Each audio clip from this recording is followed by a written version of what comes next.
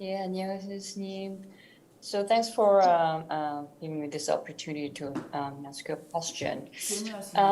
Recently, we learned about 5 precepts, and I'd like to talk about the first one, refrain yourself from killing others.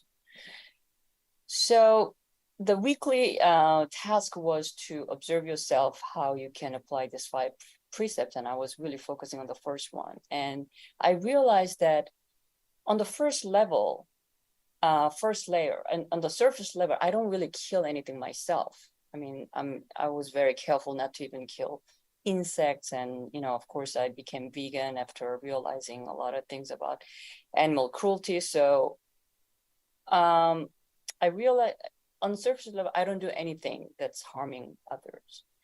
But I realized that like this modern society, 21st century that we are living in right now is that it's based on consumerism and capitalism. And if you really take up the surface, then a lot of industries are built on animal cruelty, killing others, such as my clothes that I'm wearing is based on animal tests, killing them. And then the food that we are eating, or even the papers that we're using, or even like simple moisturizers that I'm using every morning, it's based on the animal tests. So if you consider all this, then it's very difficult not to break the first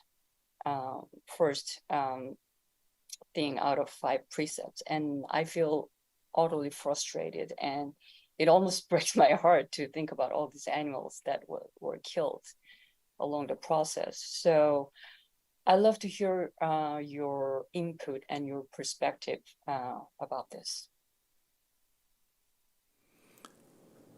네, 부처님이 극단주의입니까? 극단주의가 아닙니까? Is Buddha an extremist or not? 부처님은 극단주의가 아닙니다.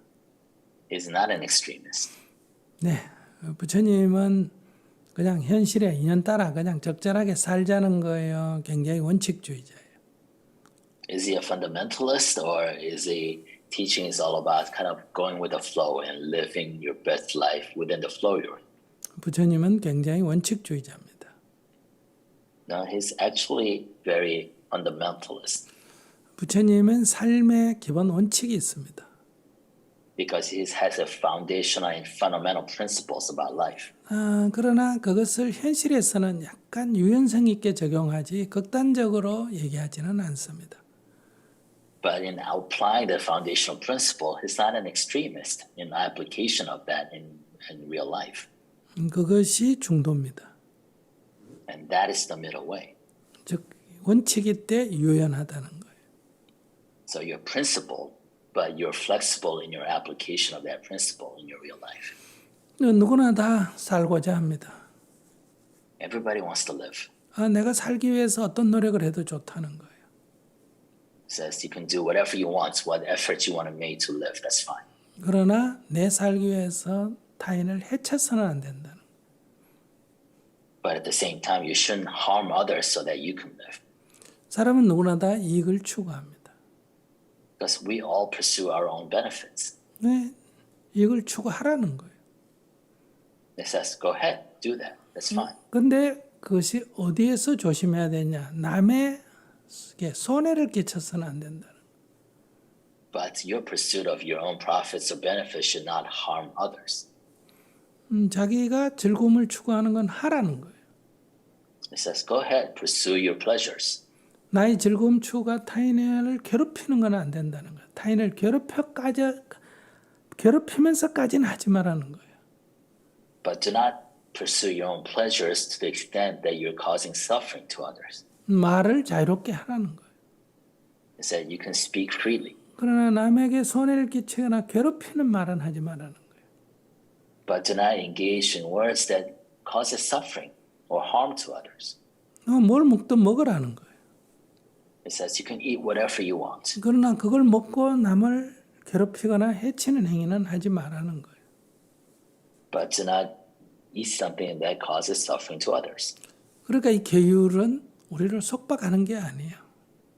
So the precepts is not all about constraining your behavior. 이것은 굉장히 자유로움을 추구하는 거예요. They're actually freedom pursuing. 그러나 자유라는 것이 욕망대로 하는 거라면 이웃과 충돌을 하기 때문에 여기에 고통, 갈등과 고통이 따른다는 거예요. But if you define freedom as pursuing your desires at any expense, then you come into conflict with others, and that triggers suffering. 그래서 그 욕망에 대한 적절한 절제가 필요하다는 거예요. So therefore, true freedom requires a certain control or constraint over your desires. 그 적절한 절제를 통해서 이웃과 갈등을 일으키지 않고 고통을 만들지 않는 거예요. So it's reasonable constraint over your desires allows you to pursue your freedom without causing conflict and suffering. 누구나 다 동의할 수 있는 얘기지 않습니까? Now, this is something that everybody can agree with. 그러면서 누구도 다 하지 않는 일이에요. But at the same time, we all agree with it, but none of us do it. 그래서 우리가 이 5가지 기본 계율을 지키면 세상에 많은 갈등과 고통이 사라지게 된다. So if we actually just live up to these 5 precepts, basic precepts, and we can eliminate a lot of suffering we see around the world. 그래서 이것도 이 현실적으로 순서를 정해놨습니다. So they actually order these precepts. 첫째는 내가 죽이는 거는 일단 멈춰라는 거. You know, the first and foremost, do not kill. I should not kill.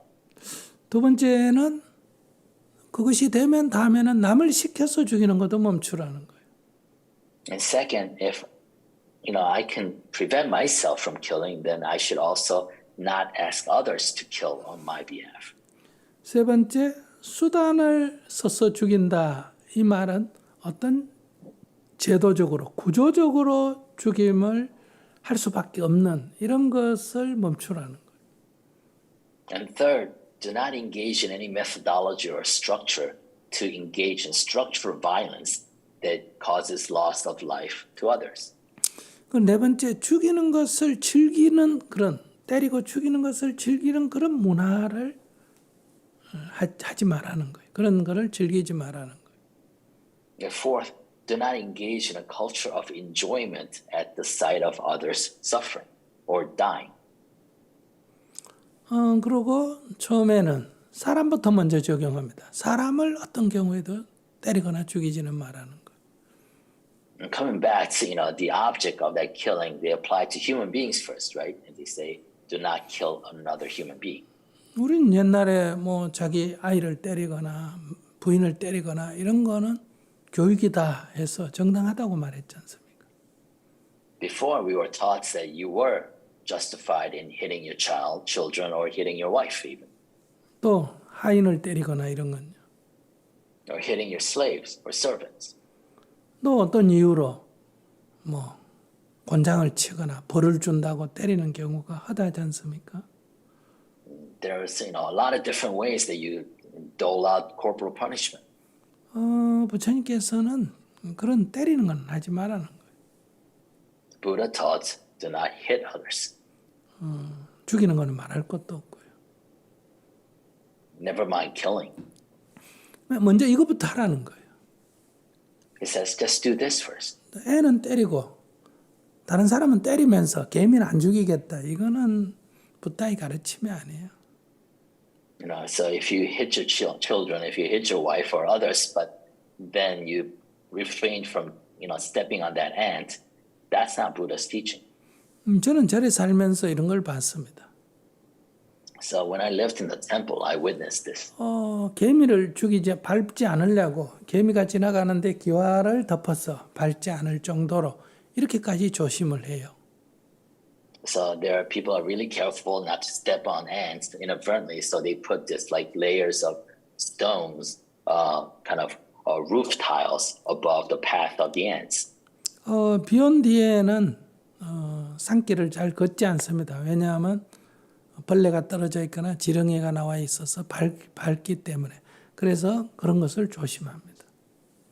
So the monks would also not actually hike after a rain because after a rain, the soil is wet and you have a lot of worms of other creatures that kind of come out, so they don't want to step on. 뜨거운 물을 버릴 때도 함부로 버리지 않습니다. 자갈을 깔아놓은데 버립니다. 왜냐하면 뜨거운 물을 함부로 버리면 다른 미생물들이 죽기 때문이에요. And also, they don't throw away hot waters, anywhere. They make sure they just throw away hot waters on pebbles, on a field of pebbles, because otherwise you might inadvertently kill other creatures.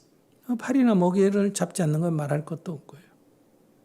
And of course, they don't actually go after flies or try to kill mosquitoes either. 그런데 제자들은 뺨을 사정없이 때립니다.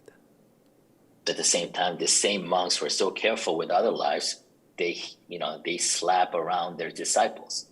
저는 이건 모순이라고 생각합니다. I thought that was hypocrisy. 저는 파리 모기를 잡더라도 제자는 때리지 말아야 된다고 생각합니다. I thought, you know what, you can go after mosquitoes or flies, but you should not hit your disciples. 중요한 것은 우리의 마음이에요. The important thing is our minds. 때릴 때는 우리가 성질이 좀 나잖아요. 화가 나니까 때리잖아요. We hit because we get angry. 그렇기 때문에 먼저 사람에 적응을 해라. So they say, apply that principle to human beings first and foremost. 그 다음에 포유류에 적용을 해라. Then other mammals. 그 다음에 조류에 적용을 해라. Then other type of animal kingdoms. 파충류나 양서류에 적용을 해라. Whether that's birds or that's reptiles, amphibians. 그 다음에 척추동물, 뼈가 있는 동물에 적용을 해라. And to the vertebrates. 그 다음에 무척추 동물에 적용을 해라. Then the invertebrates. 될 수 있으면 식물까지 적용하면 더 좋다. If at all possible, apply the same thing to plants even. 뭐 생물이 아닌 자연도 파괴하면 안 된다. And even if it's not living in the nature, you should not destroy it. 모든 걸 동시적으로 하라는 게 아니라 어느 정도 실천 가능한 것부터 우선순위를 정해야 된다. We're not saying apply this everywhere all at once. It's that just prioritize where you can actually apply within the reality that you live in. 그래서 저는 적어도 사람에 대해서는 좀 분명한 입장을 가져야 된다. So I think at the very least you should have that core principle applied at least to human beings. 그리고 내가 하는 것을 분명히 먼저 가져야 된다. And first and foremost, I should stop engaging in any violence. 그 다음에 더 할 수 있으면 더 해라. And if you could do more than that, that's fine. 남을 시켜서 하는 것도. Do not cause others to harm. 구조적으로 하는 것도. Do not engage in kind of structural violence 문화적으로 하는 것도. or cultural violence. 여러분들 뭐 격투기나 이런 거 다 때리고 하는 거를 즐기잖아요. A lot of you enjoy watching violent sports, for example, boxing matches or kickboxing. 또 전쟁 영화를 많이 즐기잖아요. And we love watching war movies. 여러분들은 주인공이 많은 적들을 죽이면 막 환호하잖아요. And we applaud the protagonists in movies that kills a lot of people. 이런 것 죽이는 것을 보고 즐기지 말라는 거예요. It says, do not enjoy this, violence. 그러니까 우리는 현실로부터 한 발 한 발 나아가야 합니다. So, we have to kind of move forward based on the reality we live. 옛날에는 성을 점령하면 군인뿐만 아니라 민간인까지 다 죽였잖아요. In the olden days, when an opposing army conquered a castle, they killed not only the military but also the civilians. 이제는 민간인은 죽이지 말라는 거예요. But now we have laws that you should not kill the civilians. 군인도 다쳐서 공격할 수 없는 사람은 죽이지 말라는 거예요. And now they say, even if a soldier is injured and is no longer a threat, then you shouldn't kill that soldier. 항복해서 포로가 된 사람은 죽이지 말라는 거예요. And if the soldier surrenders, then you should not kill the surrendering enemy. 오늘 이것은 종교를 넘어서서 이것이 인도주의지 않습니까? And this is humanity. This goes beyond religion. 그러니까 우리는 옛날에 비해서 훨씬 더 이렇게 인도적인 그런 관점을 갖게 되고 있습니다. So, compared to before, we have come far along. We have much more a humanitarian-centered viewpoint. 그런데 오늘 우리들이 감정적으로는 어떻습니까? 러시아 놈 죽여야 된다. 북한 놈은 죽여야 된다. 이렇게 나쁜 놈은 죽여야 된다. 이런 감정을 갖고 있지 않습니까? And at the same time, emotionally, we still want to kill that Russian, kill that North Korean, kill that bad act. 이런 것으로부터 먼저 우리가 어떤 이유로도 죽여야 된다. 이런 말을 생각을 해서는 안 됩니다. So we should refrain from thinking that we need to kill somebody. 이것이 더 앞서야 된다는 거예요. So this has to come first. 네, 그러면서 여러분들이 그 영역을 점점 더 넓혀가면 좋겠습니다. Then, depending on where you are, your own capacity, try to expand, your sphere of influence and nonviolence.